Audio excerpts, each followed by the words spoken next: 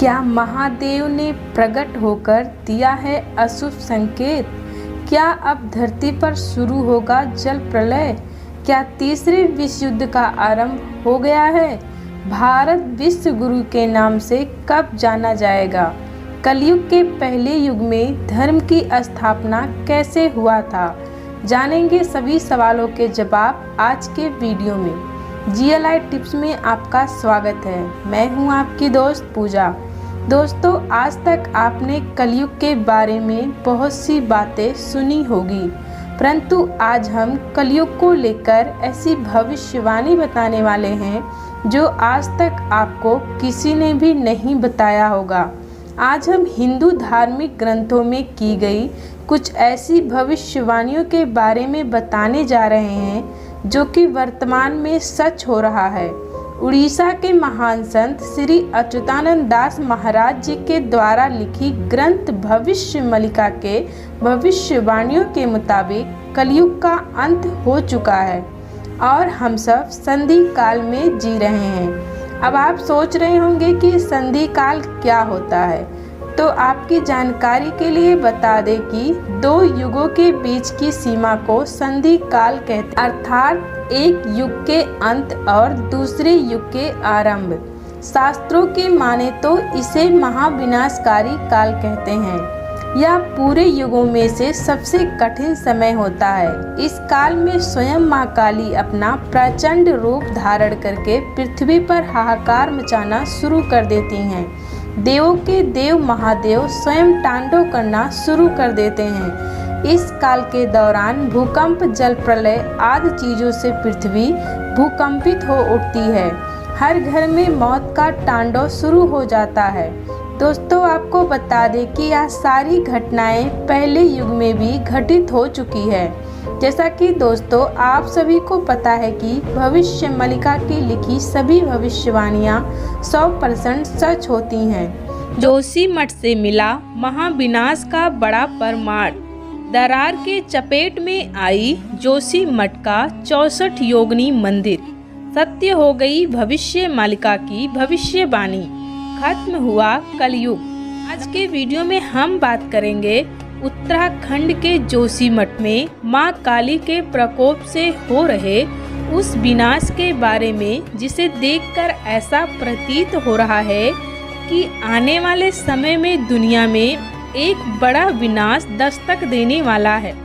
दोस्तों, मां काली प्रकृति मानी जाती हैं और अगर उसी प्रकृति के साथ छेड़खानी की जाती है तो अधर्म और बुराई से प्रकृति अशांत हो जाती है।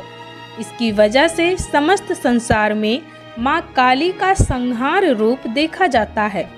जब देवासुर संग्राम युद्ध हुआ था तब मां काली का अशांत रूप देखा गया था, जिसमें उन्होंने बहुत से असुर और राक्षसों का अंत करके रक्तपान किया था। कहा जाता है कि अब कलयुग में भी मां काली उसी तरह अशांत रूप दिखाने वाली हैं। वैसा ही संहार कलयुग के अंत में मां काली फिर करेंगी। आपको जानकर हैरानी होगी कि मां काली अपना संहार 64 योगिनियों के रूप में शुरू कर चुकी हैं। जिस तरह से आज उत्तराखंड के सभी धाम खतरे में हैं, यह तो हर किसी को मालूम ही है। जोशीमठ की दरारें 64 योगिनी मंदिर तक पहुंच चुकी हैं।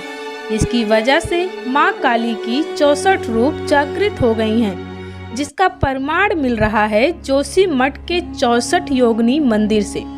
उत्तराखंड के जोशीमठ में ज्योतिष मठ के पास स्थापित है 64 योगिनी मंदिर। जोशीमठ में तो दरारें रुकने का नाम ही नहीं ले रही हैं। वहीं सबसे भयावह संकेत मिलना शुरू हो गया है 64 योगिनी मंदिर से। ऐसा इसलिए है क्योंकि जोशीमठ की दरारें 64 योगिनी मंदिर तक पहुंच चुकी हैं।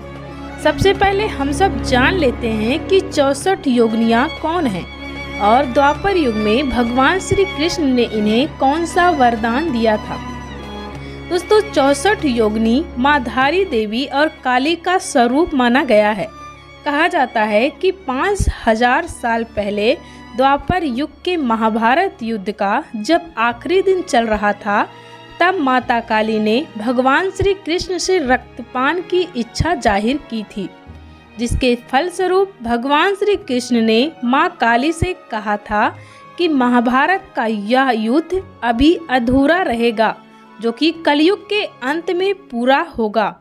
इसीलिए आपको रक्तपान का अवसर जरूर मिलेगा, परंतु द्वापर युग में नहीं बल्कि कलयुग के अंत में, क्योंकि महाभारत का युद्ध कलयुग के अंत में पूरा होगा, जिसमें आपका रक्तपान की इच्छा पूरा होगा।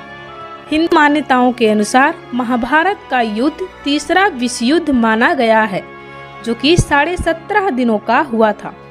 हिंदू धर्म के मुताबिक जब भी किसी युग का अंत होता है तो उसमें माता काली को रक्तपान का अवसर जरूर मिलता है, जिसका प्रमाण है सतयुग में हुआ देवासुर संग्राम, जिसमें माँ काली ने असुर और राक्षसों का अंत करके रक्तपान किया था।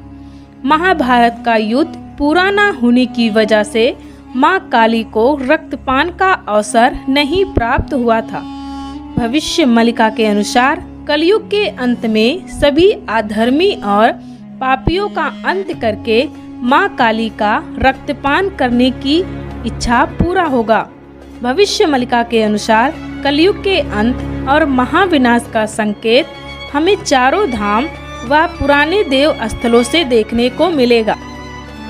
उत्तराखंड में हो रही तबाही ने चारों धाम को तो खत्म करना शुरू ही कर दिया है, और साथ ही हमें अब जोशीमठ में स्थित 64 योगिनी माता के मंदिर से भी संकेत मिलना शुरू हो गया है।